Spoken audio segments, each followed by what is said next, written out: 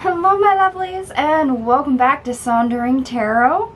This is your daily tarot reading for the 22nd of January 2024. My ancestors have chose the Sleepy Sun and Moon Tapestry, and that is complete opposite of the deck we are using today, which is the Lorenzi Tarot by Irene Lorenzi. This is a deck that I got for my birthday in 2023 for the fourth quarter, and it has not been shuffled. It has not been used, so this will be our first reading from this deck. So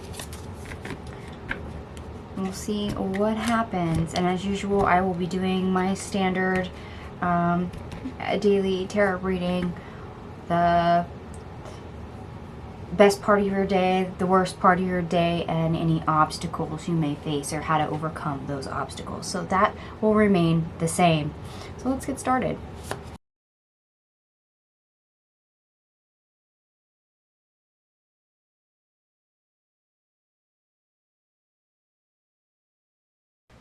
Alright, and as promised, I'm switching things up. So yeah, you're going to see me for the rest of this video.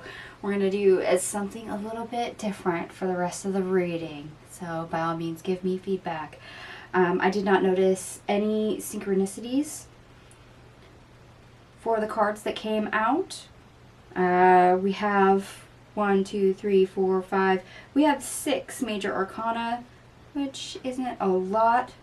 And this is for Monday, the 22nd of January, or at least Monday if you were in the Western Hemisphere like I am. In which case, let's face it, it's a Monday. We have a whole lot of don't want to get out of bed, don't want to go to work, don't want to do this, don't want to do that. It's a little bit of a drag, and it kind of shows in our cards today. So when it comes to the best part of your day, we have the 8 of Cups in reverse, the 7 of Cups in the reverse, and I hope my camera is focusing. If it's not, I apologize. The 4 of Pentacles, the 3 of Pentacles, and for those of you that are not familiar with this deck, yes, the artwork is kind of out there. We have the 2 of Pentacles, and we have the Knight of Swords. Okay, the best part of your day. In other words, you're working with what you got. Whatever choices are presented to you, whatever curveballs the universe throws at you, you're still moving on. You're still going. So despite maybe lack of options, lack of choices, lack of doing what it is you actually want to do, desire to do, or maybe a need or want to do, you're working with what, yeah. And that's okay. That's perfectly fine. That's perfectly healthy. Actually, that's about all anyone can do. So the fact that you're acknowledging that and utilizing it is great. Okay, the worst part of your day, and we have the Nine of Wands. Okay, we're exhausted. We're tired. This is that whole lot of I don't want to energy. I don't want to go to school. I don't want to go to work. I don't want to do anything. I want to stay at home. I want to stay in bed. I want to do this. I don't want to do that. Monday. Very much a Monday energy. It's all over the reading. I get it. And I get why they gave me the Sleepy Sun and Sleepy Moon tapestry, even though the pastels of the tapestry completely clash with the artwork of this deck. And it's all because of the energy in this. Yeah, you're tired. You're exhausted. You know, you only want to do things that feed into you, bring you more energy, or lighten your load, or make you emotionally more stable. That said, we're going to go into our obstacle, or in this case, how to get over our obstacle, because that's what is showing up today. We have the Moon in the reverse, the Wheel of Fortune. I do apologize if that is not focusing. Camera issues, let me know if it's not. Justice.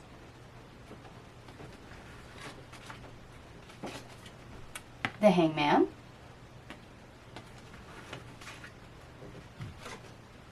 Death. The Two of Cups.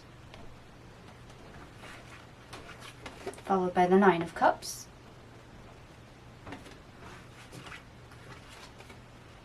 The Five of Cups.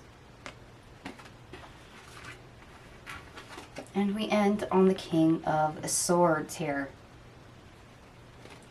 Okay.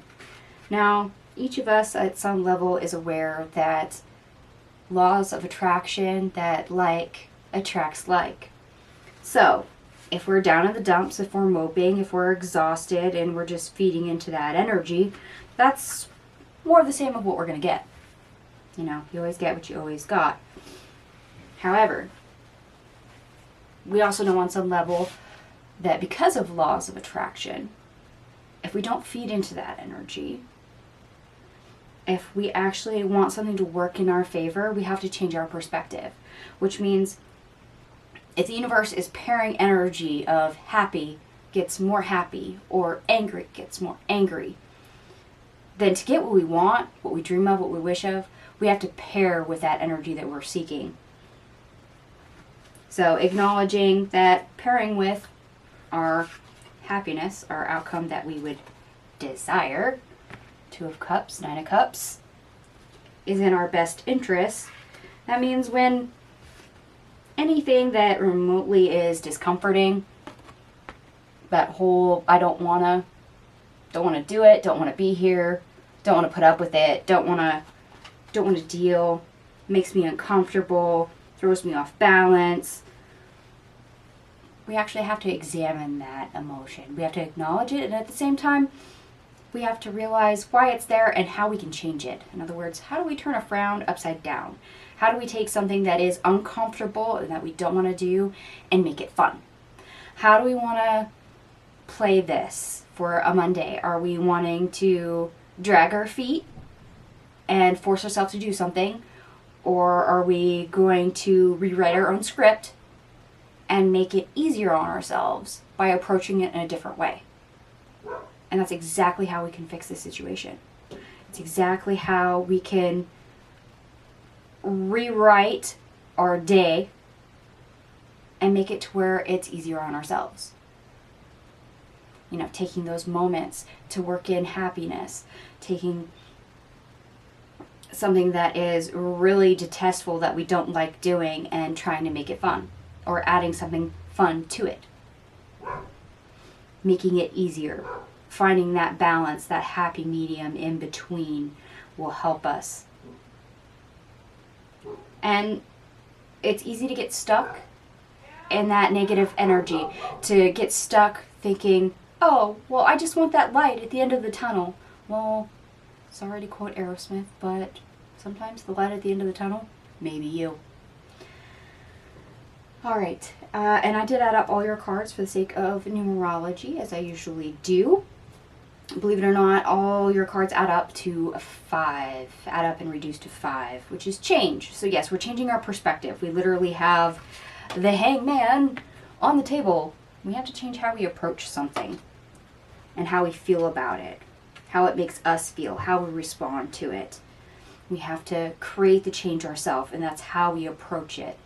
What energy and emotional value we give it.